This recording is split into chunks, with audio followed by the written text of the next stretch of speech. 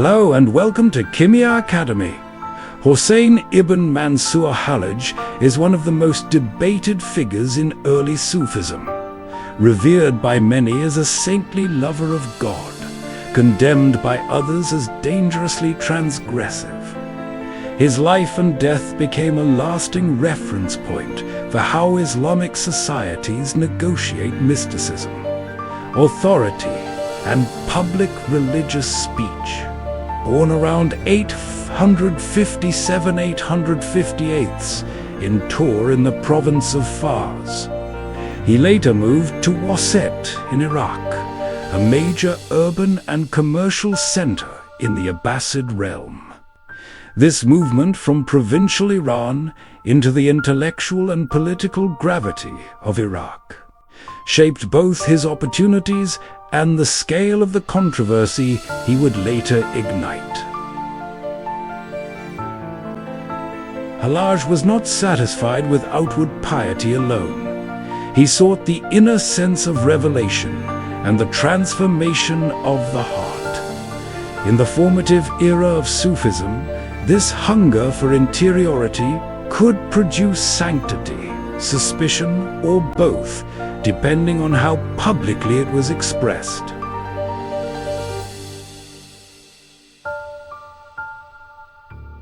His major teachers are traditionally named as Saul Tustari, Usman Maki, and Junaid Baghdadi, towering authorities of early Sufi discipline and sobriety. Learning from such figures placed him inside the mainstream of early Sufism, even as his later style pushed toward a more public, provocative register. From roughly 895 to 910, Hallaj traveled extensively, preaching, teaching, and writing, rather than remaining in a closed circle of initiates.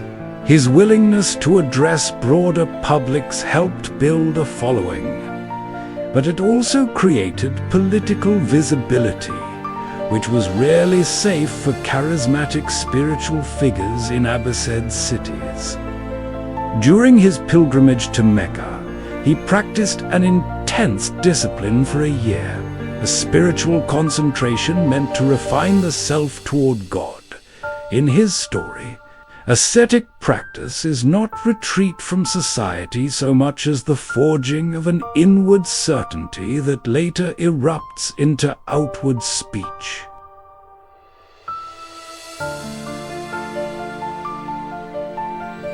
His most famous utterance, al-Haqq, I am the truth, became a lightning rod because Haqq is also used as a divine name, the true. Later tradition fiercely debated whether this was a blasphemous claim or an ecstatic expression in which the self is effaced, leaving only the divine to speak.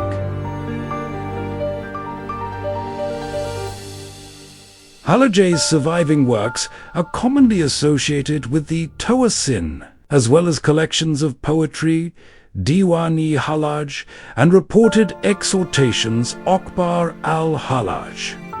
These texts attempt to gesture toward mystical realities that ordinary prose cannot comfortably contain, an ambition that inspired later readers and alarmed many jurists.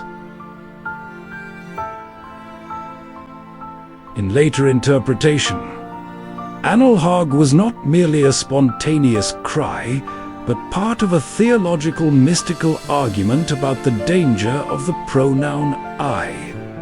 Contrasted with figures like Pharaoh and Iblis, the controversy sharpened around a central question. Can ecstatic speech be judged like ordinary speech, or does it belong to a different spiritual grammar? The counts of his downfall frequently include political suspicion alongside theological accusation, rumors of links to unrest, and fears that popular preaching could mobilize the street.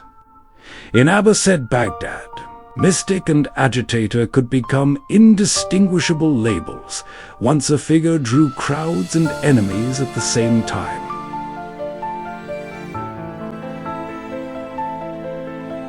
After arrest, he endured a long imprisonment in Baghdad, often dated approximately 911 to 922. The length of confinement matters.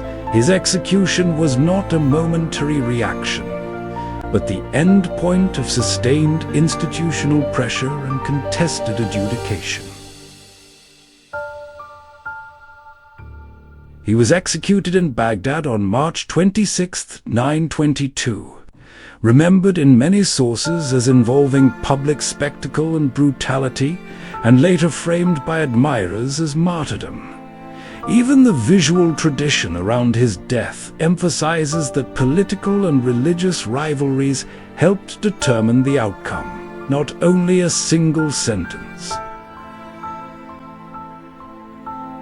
After his death, Hallaj became a symbolic figure across literature.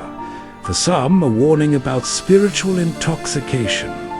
For others, the emblem of love carried beyond prudence. Modern scholarship, most famously Louis Massignon's monumental study, helped shape contemporary understandings of Hallaj as a pivotal case in the history of Sufism and Islamic religious culture.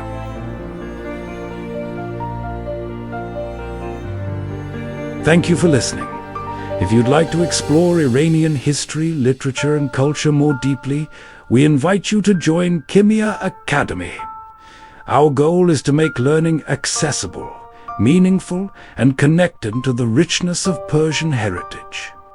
If you have any questions about this video or how to continue learning, we'd be happy to help. Thank you again.